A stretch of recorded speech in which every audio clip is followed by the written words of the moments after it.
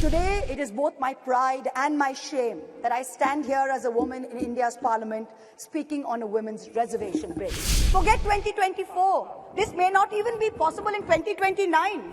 We not only support a women's reservation bill, but in truth, it is Mamata Banerjee, India's only female chief minister today, who is the mother of this bill, who has given birth to the original idea where she has unconditionally sent 37% of women MPs to this parliament on her ticket. What this government has brought here today is not a women's reservation bill. It is a women's reservation rescheduling bill and should be renamed as such. This is not the historic bill that it is being touted as. It is a sham. You did not wait to count the number of cows. You did not wait to see whether the cow was a Jersey or a Gir or a Sahiwal. You just went and built the cow shelters. Are we women any less that we have to wait while you count numbers and you draw lines? Honourable Chairperson, sir, I rise today on behalf of my party, the All India Trinamool Congress, to speak on the women's reservation, the Nari Vandan Bill. At the very onset, let us remind ourselves that this is India, a country where the poet Kaifi Azmi in 1940, 81 years ago, 82 years ago, before independence, wrote in his poem Aurat, "Ut meri jaan, mere saath hi chalna hai tujhe. Jannat ek aur hai, jo mard ke pehlu mein nahi, uski आजाद रविश पर भी मचलना है तुझे. बन के तूफान छलकना है, उबलना है तुझे.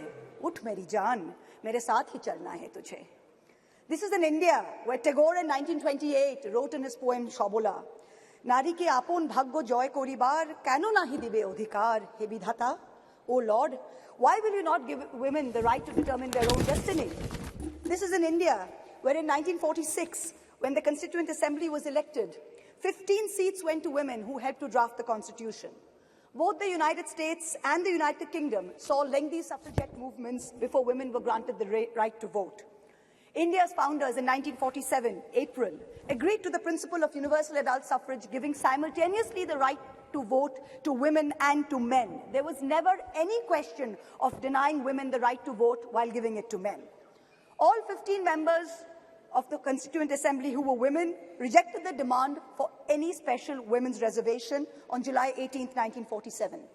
Member activist Renuka Roy noted that Vijayalakshmi Pandit has not been selected because she is a woman, nor was sex made a bar to the appointment. It is her proven worth that has been responsible for her appointment to the high office of ambassador to a land. The demand for special reservation is an insult to our intelligence and to our capacity. So sure were our founding mothers that this great land would not deny her women their rightful place based on merit. But alas, it is 75 years later. And today, it is both my pride and my shame that I stand here as a woman in India's parliament speaking on a women's reservation bill. It is my pride that I belong to the All India Trinamool Congress, a party that sends 37% women among its members to parliament. It is my chagrin that I belong to a Lok Sabha, a house of the people, that on aggregate has only 15% of its members as women, far below the global average of 26.5%, and also below the Asian regional average of 21%. As this government claps itself on its back for its rankings on various global stables, let it also hang its head in disgrace that this same India ranks 140 out of 196 countries in the Inter-Parliamentary Union League tables on women's representation. Within women parliamentarians, Muslims and Dalits have been consistently underrepresented. From 1952 to 2004, only 8 Muslim women were elected to India's parliament, to the Lok Sabha, many of whom served multiple terms. In today's Lok Sabha, the 17th Lok Sabha, there are only 2 Muslim women members, both from West Bengal, both from the All India Trinamool Congress, I may add. The numbers for male and female turnout in the last general election were nearly the same, 66.7% and 66.8% respectively. But women's candidature, that number of women who are being put up for elections, which is the first step towards getting elected to the Lok Sabha, remained at an abysmal 9%, up from only 7% in 2004.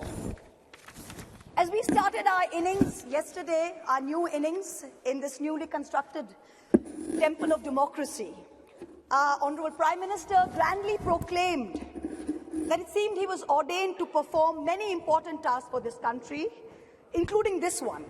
And then, with much fanfare, this government introduced this bill, claiming credit as usual for a groundbreaking move. But wait, what does this bill really say?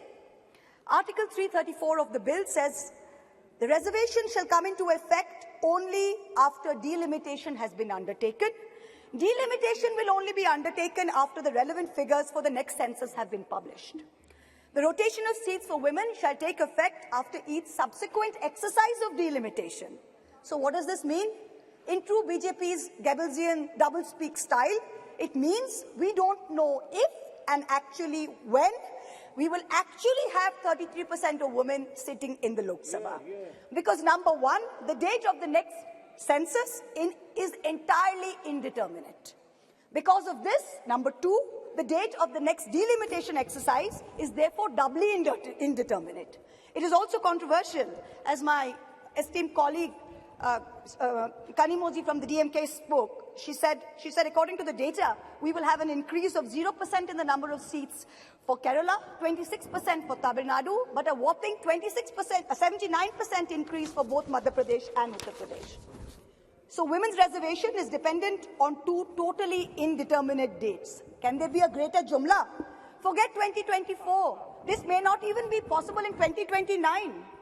We are being asked time and again, do we support the women's reservation bill? Trinamool Congress is bill ko support karega ya nahi? BJP's liaison members are reaching out to us, calling us, asking us to support this bill wholeheartedly. No ifs, no buts, pura support, please kijiye. To them we say very clearly, we not only support a women's reservation bill, but in truth, it is Mamata Banerjee, India's only female chief minister today, who is the mother of this bill, who has given birth to the original idea where she has unconditionally sent 37% of women MPs to this parliament on her ticket. What you have brought here, what this government has brought here today, is not a women's reservation bill. It is a women's reservation rescheduling bill and should be renamed as such. Its agenda is delay. Its agenda is not reservation. The endless dithering over when there will be the next census, when there will be the next delimitation, will only ensure that the urgent need of reservation for women in elections to the parliament and to state legislatures will be indefinitely delayed yet again. Alas, this is not the historic bill that it is being touted as. It is a sham. And for the women and the men and the girls and the boys who will be the future women and men of India, we had better recognize this because it is staring at us in the face. And I also hope that a sufficient number of amongst us, the current members of parliament, also recognize this bill for what it is, which is a sham.